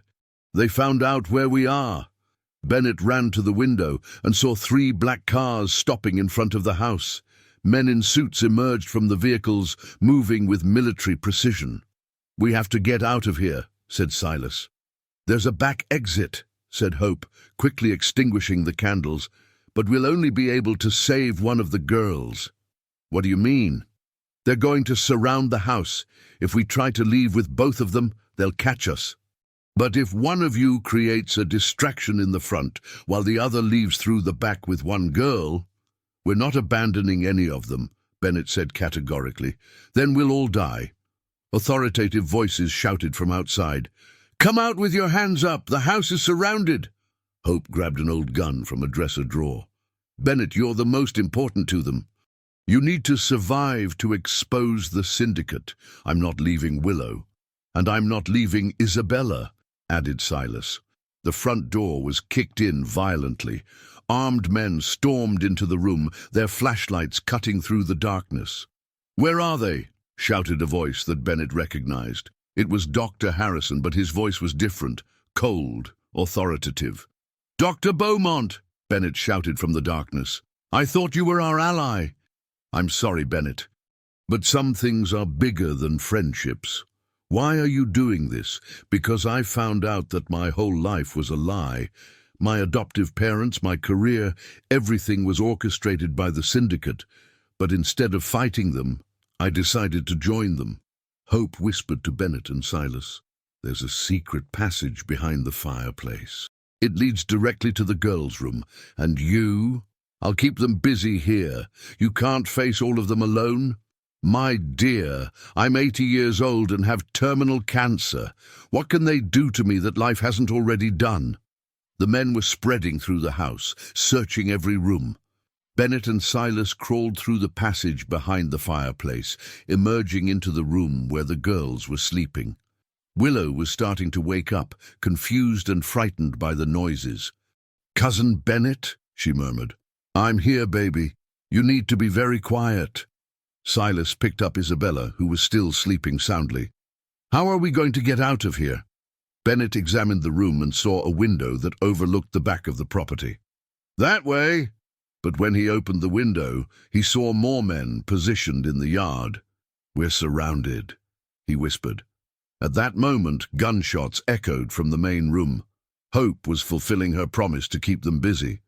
Willow, Bennett whispered, remember the hide-and-seek game Granny Agnes taught you? The girl nodded. You and Isabella are going to hide under the bed. No matter what happens, don't come out until I come back to get you. What if you don't come back? I'll come back, I promise. Bennett helped the two girls hide under the old bed, covering them with a blanket that had fallen on the floor. Silas, are we facing this together? Like brothers, Silas replied, using the word for the first time. They headed back to the living room, where they found Hope wounded but still alive, pointing her gun at Dr. Harrison. It's over, said the doctor. Hand over the children and maybe we'll spare your lives. The children aren't here, Bennett lied. Don't underestimate me. We know exactly where they are. It was then that a new voice echoed through the house, a voice that made everyone's blood run cold. Harrison, you're taking too long. An elegant man of approximately 60 years entered the room, and Bennett immediately recognized him from the photos he had seen in financial newspapers. Senator Ricardo Vasconcelos, said Hope with contempt, the real leader of the orphan syndicate. Hope Evans Morera, I thought we had already taken care of you. You underestimated an old investigator, the senator smiled coldly. Bennett Sterling, we finally meet in person. Your father and I were partners, you know. That's a lie. It's not a lie. We were partners until he found out about the syndicate and threatened to report us. That's why we had to silence him. The confession hit Bennett like a punch to the stomach. You killed my parents. I gave the order. It was necessary to protect our operation. And now you're going to kill two innocent children? I'm not going to kill them. I'm going to use them. Willow and Isabella are the last pieces we need to completely control the Santos family's fortune. With them under our guardianship, we'll have access to the last 3 million that Agnes managed to hide. It was then that Willow did something that no one expected. She came out from under the bed and walked determinedly into the room. Leave my cousin alone, she said with her small but firm voice, or I'll tell everyone about the bad men. The senator laughed. And who's going to believe a 4-year-old child? Willow smiled. a smile that was very reminiscent of Agnes, the people who are already hearing everything. It was then that everyone realized that she was holding a small recorder that Hope had hidden in her teddy bear, and that had transmitted the entire conversation to Attorney Silver, who at that exact moment was arriving with a team of federal agents. The silence that followed Willow's revelation was broken by the sound of sirens approaching rapidly. Senator Vasconcelos looked around with an expression that mixed fury and panic. "Impossible," he murmured. "How could a child?" "Granny Agnes taught me that sometimes little people need to protect big people," said Willow, still holding the teddy bear, "and that bad men always talk too much when they think they're winning." Dr. Harrison backed towards the wall, his gun trembling in his hands. "Senator, we need to get out of here now." "No one's going anywhere," said Hope, who even wounded kept her gun pointed at them. The sound of vehicles stopping outside echoed through the house, followed by authoritative voices and running footsteps. "This is the federal police. The house is surrounded." Attorney Silver's voice cut through the tension. "Bennett! Willow! Answer if you're okay." "We're here," shouted Bennett. "In the main room." Senator Vasconcelos made a quick gesture to his men, who immediately positioned themselves defensively throughout the house. "Dr. Harrison, you know this house. Are there other exits?" "There's a basement that connects to an old tunnel," replied the doctor nervously. "But—" "Senator," interrupted Hope, "it's over. 30 years of crimes, and it's over because of a 4-year-old girl who learned from her grandmother that the truth always wins." "The truth?" The senator laughed bitterly. "The truth is that we control fortunes that move the economy of 3 states. We are untouchable." At that moment, Isabella appeared in the bedroom doorway, still sleepy but walking on her own. "Uncle Silas?" she called with her fragile voice. Silas turned to his sister, and in that moment of distraction, one of the senator's men tried to advance towards the girls. But something unexpected happened. Willow, with the speed that only children possess, ran and positioned herself in front of Isabella, shouting, "No! You're not going to hurt my sister." "Your sister?" asked the senator, confused. "Granny Agnes told me before she went to heaven. Isabella is my sister, and families protect each other." Hope smiled through the pain. Agnes really taught that girl well. At that moment, the front door was broken open by the federal agents. Attorney Silver entered first, followed by an elite team. "Senator Ricardo Vasconcelos," said the attorney with authority, "you are under arrest for racketeering, multiple homicides, and kidnapping." "Attorney Silver," replied the senator with disdain, "you have no idea of the power you're facing." "Actually, I do. Your operation has been completely dismantled. We have arrest warrants for all members of the orphan syndicate, including judges, businessmen, and other politicians." Dr. Harrison dropped his gun and surrendered. "Attorney, I'll cooperate with the investigation. I have important information." "Coward," spat the senator. "No," said Dr. Harrison, "just someone who finally understood the difference between being on the right side and being on the side that seems stronger." As the agents arrested the criminals, Bennett knelt beside Willow and Isabella. "You two were very brave," he said, hugging both of them. "Cousin Bennett," said Willow, "now that it's over, can we go home?" "What home, baby?" "The house with the yellow flower garden, for our big family." Isabella, who had been quiet throughout the commotion, finally spoke. "Willow, are you really my sister?" "We're sisters of the heart," replied Willow. "And now we have Cousin Bennett, Uncle Silas, Aunt Anna, Uncle Attorney. It's a huge family." 3 weeks later, a very different scene unfolded in the small town of Havenwood. The house that Bennett had bought before discovering the truth about his family was being prepared for a large celebration. The garden, which had previously been just lawn, now bloomed with hundreds of yellow flowers planted by Willow and Anna Silver. The two had become inseparable since Willow went to live temporarily with the Silver family while the legal proceedings were being resolved. Aunt Anna, said Willow while watering the flowers. "When Cousin Bennett marries Nurse Rochelle, are they going to live here with us?" "If they want to, yes," replied Anna, who had discovered through DNA tests that she was also Bennett's cousin. Her family had been one of the first victims of the syndicate more than 20 years ago. "And will Isabella get better?" "The doctors say yes. The treatment is working very well." At that moment, Bennett arrived from the city accompanied by Rochelle.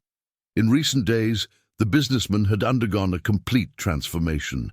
His fortune, which he had discovered to be largely contaminated by the syndicate's money, was being investigated and regularized by the authorities. Part would be returned to the families of the victims they managed to identify, and the rest would be used to create a protection fund for orphans.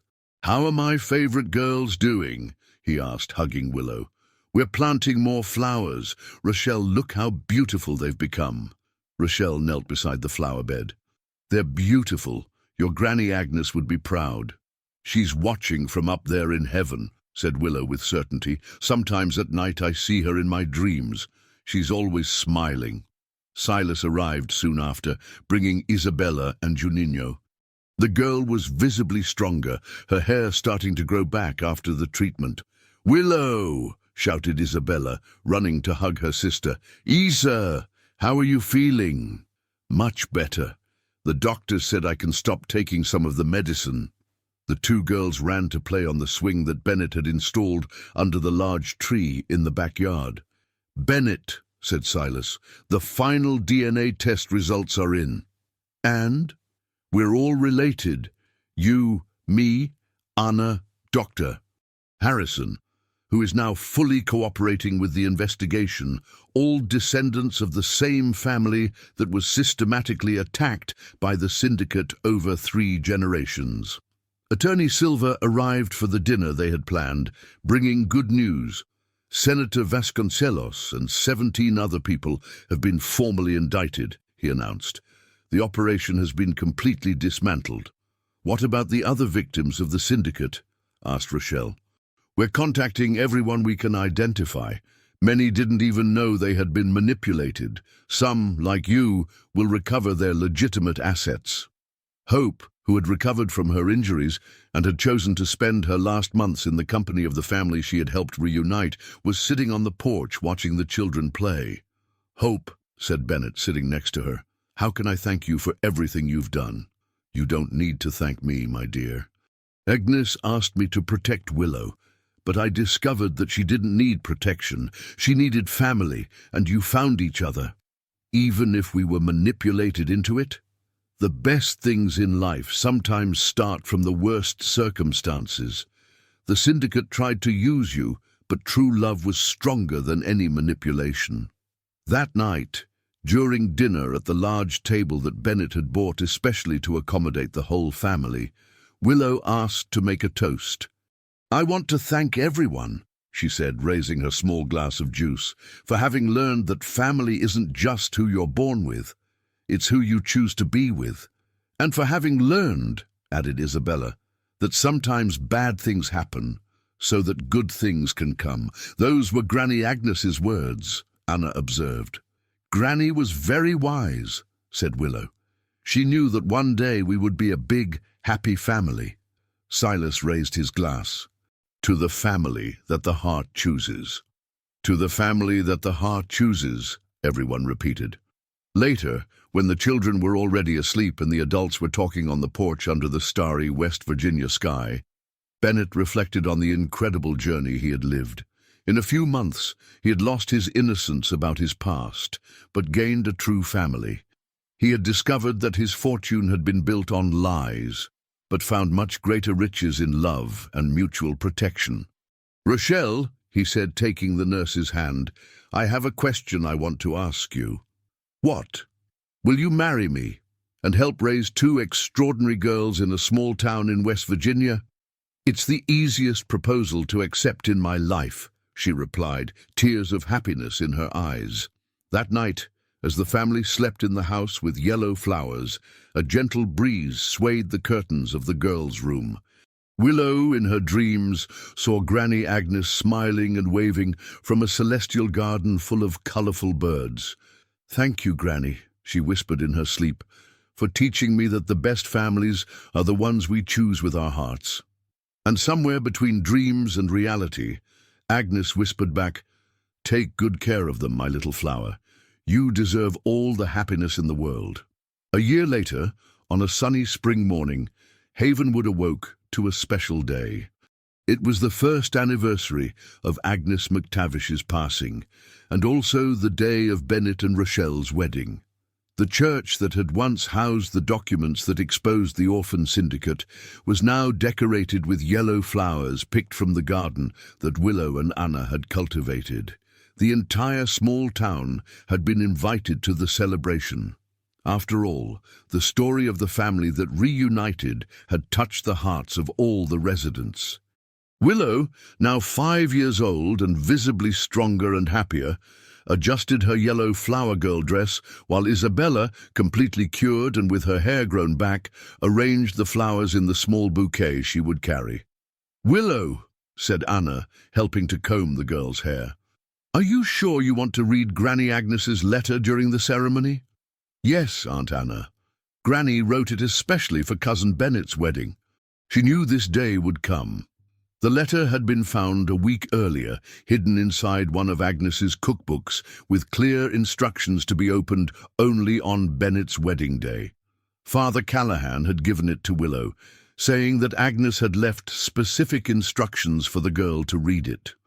On the other side of town, in the house with yellow flowers that had become the home of the reunited family, Bennett adjusted his tie in the mirror of the room that had once been only his, but that he now shared with Rochelle. "Nervous?" asked Silas, entering the room wearing his new suit. "A little," admitted Bennett. "Not because of the ceremony, but because of everything it represents. The end of one journey and the beginning of another." "Exactly." Silas approached the window overlooking the garden. "Bennett, there's something I've never properly thanked you for." "What?" "For giving me a real family. For years, I thought family was just Isabella and me against the world. Now I know that family can be much bigger and much stronger. You gave me the same thing, brother." They hugged, an embrace that sealed a brotherhood that had been tested by the worst circumstances and emerged stronger than any blood tie. "Silas," said Bennett, "I want you to be my official best man. I thought Attorney Silver. He's going to be the civil officiant. You're going to be the one who delivers me to happiness."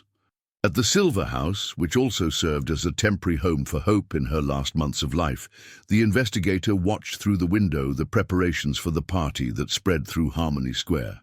"Anna," she said, "can I ask you a question?" "Of course. Do you regret discovering the truth about your adoption, about what happened to your biological parents?" Anna stopped arranging the flowers and reflected for a moment. "At first I felt anger at having been manipulated, at having lost years that I could have spent knowing my true family. But then I realized that every experience, even the bad ones, led me here. If my life had been different, maybe I would never have become a social worker. Maybe I would never have been in the right position to help Willow when she needed it most." Agnes always said that God works in mysterious ways. And she was right. At Old Joe's Bakery, which had become an informal meeting point for the extended family, Juninho helped carry the sweets that had been made especially for the party. "Old Joe," he said, "remember when Bennett first came to town?" "I remember. Serious man. Always bought bread at the same time. I never imagined he'd end up becoming part of our community like this. And remember little Willow, asking for crumbs at the door. How could I forget? A girl who had suffered but always polite. Now look at her. She has blossomed like the flowers in the garden she planted herself. Dr. Harrison, who had become an important piece in the community's recovery after fully collaborating with the investigations, arrived at the bakery carrying a special gift. "It's for Willow," he explained, "a set of special colored pencils for her to continue drawing her birds." "Doctor," said Juninho, "can I ask how you're feeling?" After everything? Relieved, he answered honestly. For years I carried a guilt that I couldn't explain. I always felt that there was something wrong in my life, but I didn't know what. Discovering the truth was painful, but it freed me. And now I'm going to spend the rest of my life trying to repair the harm I did, even without knowing it. At 3 in the afternoon, the church was packed. Residents of the town, hospital staff, local merchants, all had come to celebrate the wedding that symbolized much more than the union of two people. Rochelle entered to the sound of music, played by the small church choir, wearing a simple but elegant dress, carrying a bouquet of yellow flowers. Her face radiated a happiness that infected everyone present. Bennett waited for her at the altar, next to Father Callahan, with Silas as his best man and Attorney Silver as a special witness. When their eyes met, both knew that this was the right moment, the right place, the right person. After the traditional words of the priest and the exchange of rings, the moment everyone was waiting for arrived.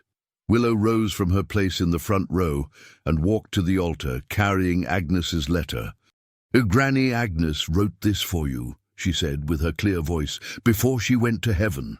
With small but firm hands, she unfolded the paper and began to read. "My dear children of the heart, if Willow is reading this letter, it means that love has conquered all the evils that tried to destroy our family. Bennett, when you were little and I took care of you, I already knew that one day you would be a good man, capable of great sacrifices for those you love. Rochelle, since I met you at the hospital, I saw in you the heart of a mother that our girls needed. You met through pain, but you built something beautiful on the ashes of the past."